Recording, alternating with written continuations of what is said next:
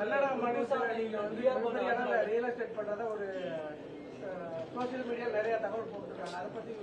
என்ன தவறுங்கண்ணா? என்னுடைய வாழ்க்கையை நான் வாழ்றேன். நான் மண்ணை சாப்பிட முடியுமா? நான் பிசினஸ் செய்யறேன்.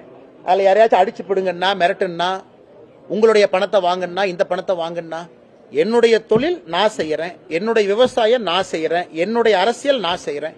இதுல எதை தவறாக நீங்கள் பார்க்கின்றீர்கள்? நான் எங்கிருந்து சாப்பிடுவேன்? என் குழந்தைங்களுக்கு எங்கிருந்து ஃபீஸ் கட்டுவேன்? எதை செய்தாலும் நியாயமான முறையில் செய்ய வேண்டும் என்று நினைக்கின்றேன். என்னை எந்த தொழிலும் செய்ய வேண்டாம் கையை கட்டி போட்டு விட்டு உட்கார வச்சீங்கன்னா நான் எங்கிருந்து சாப்பிடுவேன்? நாளை காலையில் எங்கிருந்து நான் சட்டை போடுவேன்? எங்கிருந்து நான் அரசியல் பண்ணுவேன்? என் காருக்கு நான் டீசல் எங்கிருந்து போடுவேன்? அதனால எல்லா வேலைகளும் நான் செய்யறேன். செய்யக்கூடிய வேலைகள்ல தவறு நீங்க சொல்லுங்க. ஆனா இந்த கம்பெனி ஆரம்பிச்சீங்க, இந்த கம்பெனில தவறு இருக்கு சொல்லுங்க. இந்த கம்பெனி இன்கம் டாக்ஸ் கட்டல சொல்லுங்க. இந்த கம்பெனில ஜிஎஸ்டி கட்டல சொல்லுங்க. அதனால நான் எந்த தொழிலுமே செய்யக்கூடாது என்று சொல்வதற்கு யாருக்கு இங்க உரிமை இருக்கு? நான் செய்யக்கூடிய தொழில யாருக்கு பாதிப்பு இருக்கு? நான் ஏதாச்சும் ஒரு கெமிக்கல் இண்டஸ்ட்ரி வச்சு அதுல ஏதாச்சும் ஒரு மீனை போய் சாவடிச்சனா, தண்ணியை நான் பால் படுத்தினா, மாசு பண்ணா சொல்லுங்க. எந்த தொழிலை ஆரம்பிப்பதற்கும் எனக்கு உரிமை இருக்கு. இன்னைக்கு நான் கட்சியில மாநில தலைவராக நான் இல்லை. எனக்கு ஓடுவதற்கு நேரம் இருக்கு, மூச்சு விடுறதுக்கு நேரம் இருக்கு, என்னுடைய வேலையை செய்வதற்கு நேரம் இருக்கு, எனக்கு பொருள் ஈட்டுவதற்கு நேரம் இருக்கு, விவசாயம் செய்வதற்கு நேரம் இருக்கு, 4 இடத்துக்கு போறதுக்கு நேரம் இருக்கு, அயன்மேன் போறதுக்கு நேரம் இருக்கு, ஓடுறதுக்கு நேரம் இருக்கு. அதனால இது என்னுடைய நேரம், என்னுடைய வாழ்க்கை, நான் வாழ்றேன். அதே நேரத்தில் மக்கள் முன்பு நிற்கிறேன். அதனால நான் செய்வதில் என்ன தவறுன்னு சொல்லுங்க. இல்லன்னா நீங்க செய்வதில் இதான் தவறுன்னு கை காட்டினா நான் பதில் சொல்றேன். மற்றபடி திமுகவோ வேறு யாரோ ஒருத்தவங்க கை நீட்டி சொன்னால் என்ன தவறு செஞ்சேன்னு சொல்லுங்க. அதனால அப்படித்தான் நான் இருப்பேன். நியாயமான முறையில் நான் பொருள் ஈட்டணும். அதை வைத்து நியாயமான அரசியலை நான் செய்யணும். அதை வைத்து என்னுடைய குழந்தைகள், என்னுடைய குடும்பம் நியாயமான முறையில் வாழணும். என்னுடைய மனைவி வேலைக்கு போறாங்க, என்ன தவறு? வேலைக்கு அவங்க வாழ்க்கை அவங்க வாழ்றாங்க, அவங்க வேலைக்கு போறாங்க. நான் தொழில் செய்யற, என்ன தவறு? அதனால எதுவுமே செய்யக்கூடாதுன்னா வீட்டுல கையை கட்டி கொண்டு வாயை பொத்தி கொண்டு சும்மா நான் உட்கார்ந்து இருக்க முடியுமாண்ணா?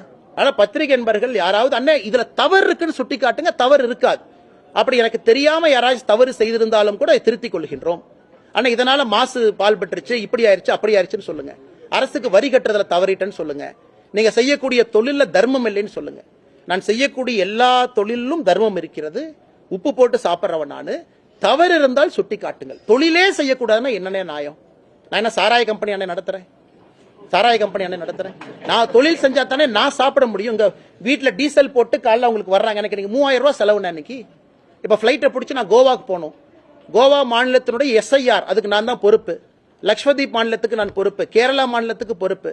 லட்சதீப்புக்கு போயிட்டு வந்தீங்கன்னா பிளைட் டிக்கெட் 60,000 ரூபாய் ஆகும். யார் எனக்கு கொடுப்பா? கட்சியிலிருந்து நான் வாங்க மாட்டேன். 1 ரூபா கூட கட்சியிலிருந்து வாங்கியது கிடையாது. இன்னைக்கு கோவா பிளைட் டிக்கெட் போட்டு போறேன். பணம் யாரு கொடுப்பாங்கண்ணா? யாரு கொடுப்பாங்க? ரோட்ல உட்காந்து பிச்சை எடுக்க முடியுமா? கோயம்புத்தூருக்கு வெளியே கோகுலம் பார்க் ஹோட்டலுக்கு வெளியே அண்ணே நான் பாரதிய ஜனதா கட்சியில் இருக்கேன், நான் கோவா மாநிலத்துக்கு பொறுப்பாளர், ஒரு 10 ரூபா பிச்சை போடுங்கன்னு சொல்ல முடியுமா? நான் தொழில் செஞ்சுதான் ஆகணும். என் குடும்பத்தை நான் வாழ வச்சுதான் ஆகணும். குழந்தைங்களுக்கு ஃபீஸ் எங்கிருந்து கட்டுவேன்? நான் பாரதிய ஜனதா கட்சி தலைவராக இருக்கேன், 4 பேர் பணம் கொடுங்க அண்ணா. நீங்க புரிஞ்சுக்கண்ணா, இதெல்லாம் என்னுடைய அடிப்படை வேலை. கட்சியில வேலை செய்தாலும் கூட இங்க வந்திருக்கிற ஒருத்தருக்குமே விவசாயி அன்னைக்கு வந்திருக்கிறாங்க, மாசம் ஒரு நாளைக்கு 2000 ரூபாய் செலவாகும் இல்ல? அதை போய் உங்க பாக்கெட்ல பிடுங்கிறனா, தவறான நபர்கிட்ட கை நீட்டுறனா?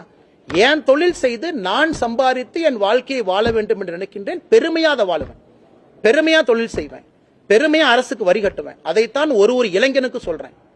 இன்னைக்கு மகாத்மா காந்தி சொல்லியிருக்கிறாங்க, இன்னைக்கு உள்ள நான் பேசினேன். Work with principal. ஒரு மரியாதையோடு வேலை செய்யுங்க, அதுல பணம் சம்பாதிங்க, அதுல வாழுங்க. நான் சொல்வதை மட்டும்தான் செய்கின்றேன். நான் ஏற்கனவே சொல்லியிருக்கேன், இன்னும் பல தொழில்கள் ஆரம்பிக்கத்தான் போறேன். ஏன்னா எனக்கு இன்னைக்கு நேரம் இருக்கு, என்னால் பல விஷயத்தை செய்ய முடியும். அயன்மேனுக்கு பயிற்சி எடுத்து அயன்மேன் முடிக்கிறதுக்கும் எனக்கு தைரியம் இருக்கு, மன வலிமை இருக்கு, அதுவும் செய்வேன்.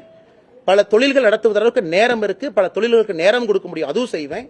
அரசியலும் செய்வேன், வீத லீடர்ஸ் ஃபவுண்டேஷனும் நடத்துவேன், இயற்கை விவசாயம் பார்ப்பேன். 24 மணி நேரத்தை கை கடிகாரத்தை கட்டிக்கொண்டு ஓடி வேலை செய்கின்றேன். நீங்களும் அதை செய்யுங்கன்னு சொல்றேன். சோம்பேறியா வீட்டில் உட்காராதீங்க, பல இடத்துக்கு போங்க, பொருள் தேடுங்க, பல ஃபாரின் கண்ட்ரிக்கு போங்க, கத்துக்குங்க, டெக்னிக் கத்துக்குங்க, வந்து இந்தியாவில் இம்ப்ளிமெண்ட் பண்ணுங்க. அதனால இதுல எங்க தவறாகும்? ஏன்னா அண்ணன் கேட்ட சின்ன கேள்விதான், இருந்தும் ஏன் பெருசா பதில் சொல்றேன்னா, இதனால ஒரு 4 பேர்த்துக்கு ஊக்கம் அடையட்டும் என்ற காரணத்துக்காக சொல்லுகின்றேன். அதனால் நன்றாக வாழுங்கள், நிம்மதியாக வாழுங்கள், உங்களுடைய சொந்த காசுல வாழுங்க. தவறு செய்யும் போது சுட்டி காட்டுங்க. யாரு வேணாலும் என்ன வேணாலும் சொல்லலாம். இன்னைக்கு ட்ரெயின்ல டிக்கெட் கொடுக்காம வந்தவங்க எல்லாம் இன்னைக்கு 7 தலைமுறைக்கு சொத்து சேர்த்து வச்சிருக்காங்க. அந்த மாதிரி நான் சேர்த்திருக்கிறானே, அந்த மாதிரி சேர்த்திருக்கிறானே. முதலமைச்சர் என்ன தொழில் பண்றாரு? இன்னைக்கு முதலமைச்சர் மு க ஸ்டாலின் எந்த தொழில் பண்றாரு?